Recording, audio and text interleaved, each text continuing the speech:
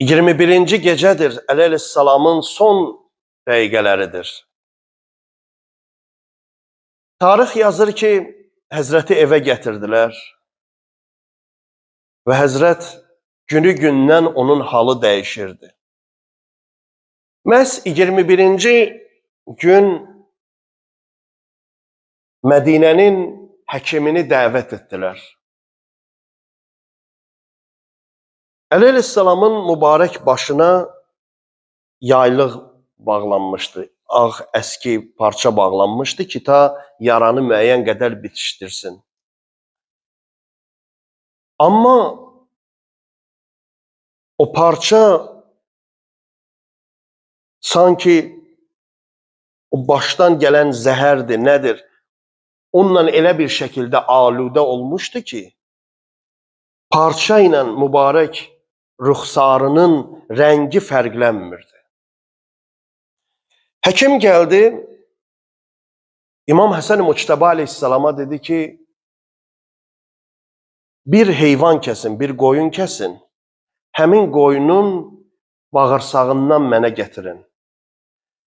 Gətirin, mən onda deyə biləcəm ki, bu xəstənin halı hansı yerdədir. Tez bir heyvan kəsdilər, gətirdilər həmin o həkimə. Həkim həmin o bağırsağı qoydu Həzrətin mübarək başına və neçə dəqiqə gözləyəndən sonra həmin o bağırsağı götürdü, baxdı ki, Həzrətin mübarək beyninin qalıntıları artıq həmin o bağırsağa yapışmışdır. Üzünü tutdu Peyğəmbər ailəsinə, övladlarına, dedi ki, onun bu yataqdan artıq durma şansı yoxdur. Artıq o öz vəsiyyətini etməlidir. Amma sənə bir söz deyim. Əgər o yemək istəsə, ona süd verin. Su istəsə, süd verin. Meyvə istəsə, süd verin. Çünki süddür ki, zəhəri bədəndən qovan, bu qabiliyyətə sahib olan bir qida.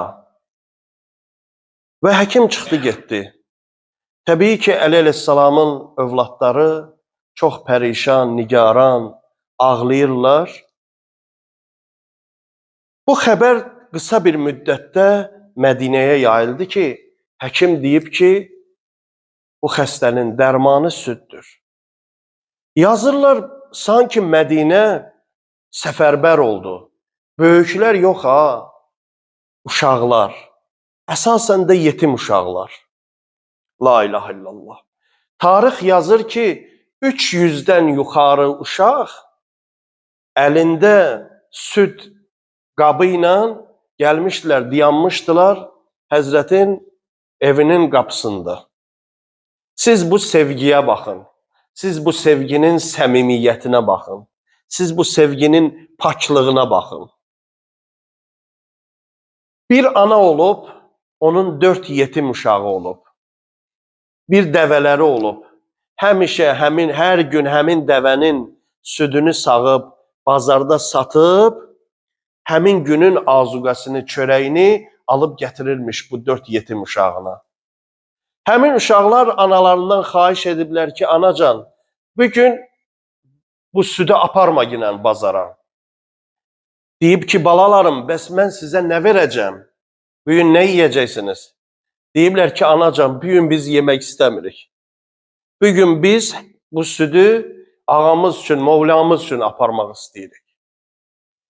Uşaqlar gəliblər və çox qəribə bir hal da olub. Bir yetim uşaq, onun heç nəyi olmayıb süd almağa. Tarix belə yazır. Onun bir cüt başmağı olub. Həmin o başmağı götürüb, gedib süd satanın yanında. Həmin o başmağı qoyub süd satanın yanında, deyib ki, məsələn, pulvu gətirəndə götürərəm, amma sən mənə süd verginən, mən aparım ağam üçün, oğlam üçün. Gətirib, o da dayanıb həmin balaca uşaq, həmin o yetimlərin arasında. Amma Əli əleyhissalam içəridədir. O elmi imamətlə duyur, hiss edir. İmam Həsən əleyhissalama deyib ki, oğul Həsən, çıx çölə, ayağında başmağı olmayan həmin o yetimin əlindən südü al, gətir gilə. İmam Həsən Müştəba əleyhissalam çıxıb, həmin o yetimdən alıb südü, gətirib verib həzrətə. Tarix yazır ki, Əli əleyhissalam İmam Həsən əleyhissalama dedi ki, oğlum Həsən, o balacaların qəlblərini sındırma yinən. O südlərin hamısını cəm elə, gətir və onları yığ bir yerə. Həmin o süddən İbn Mülcəmə məluna da apar yinən.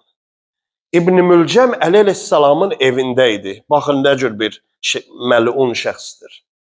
Həzrətin evində ola-ola, Həzrətin üzünə gülür, övladlarının üzünə gülür. Deyir ki, mən o qılınca 1000 dirhəm pul vermişdimsə, ona qatdığım zəhərə də 1000 dirhəm pul vermişəm. Elə bir zəhər almışam ki, Əli, sən o yataqdan dura bilməzsən.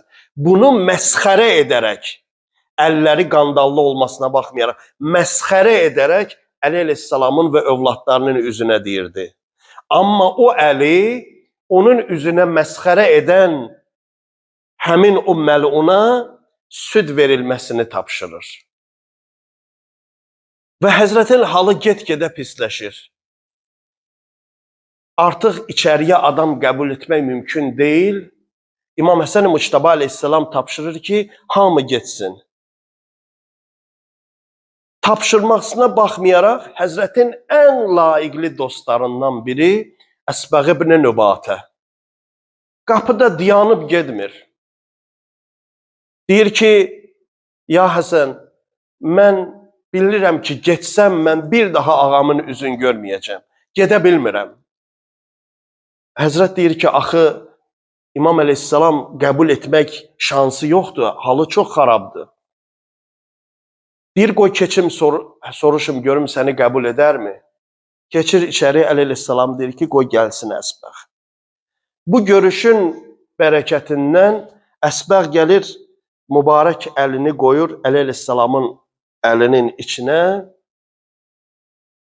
Peyğəmbər Əkrəmdən bir hədis nəql edir Əli əleyhissalam ona.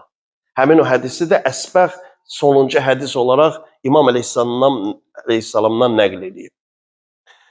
Xülasə, artıq məlum oldu ki, Həzrətin son anlarıdır.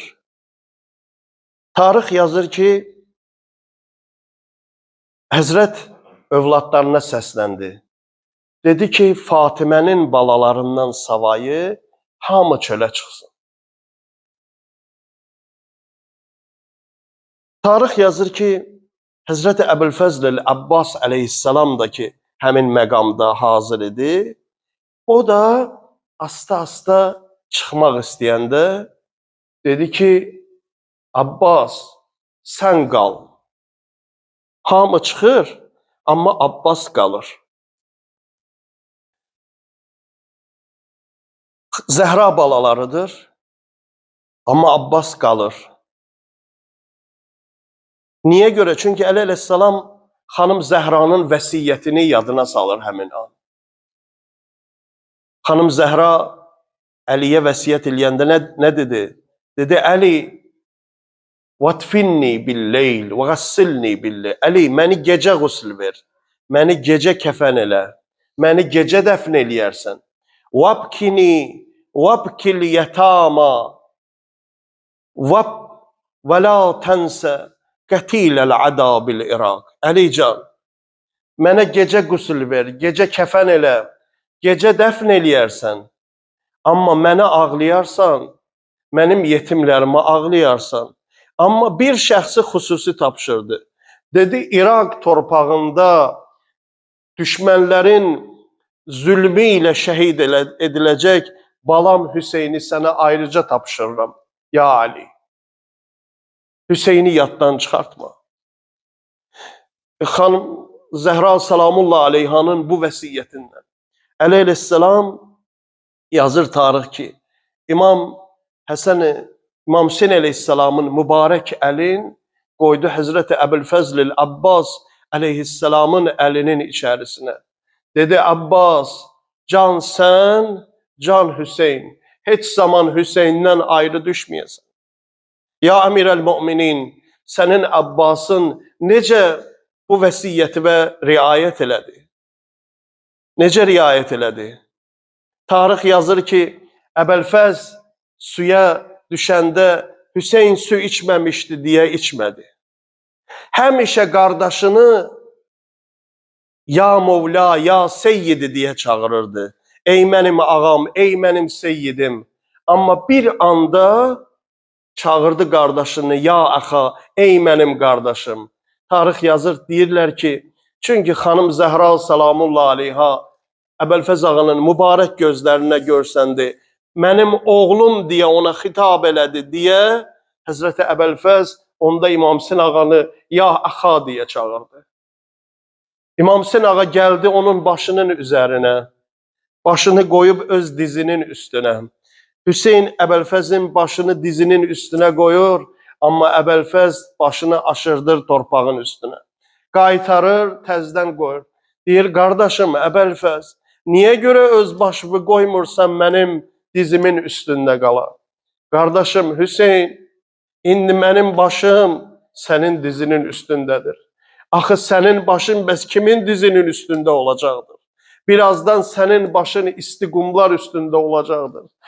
Mənim başım bəs sənin dizinin üstündə niyə olsun? Ələ lə'nətullah, ələl qavmiz zalimin və səyə'ləmullezine zələmu əyyəmun qələbin yənqəlibun. İnna lillah və inna ileyhi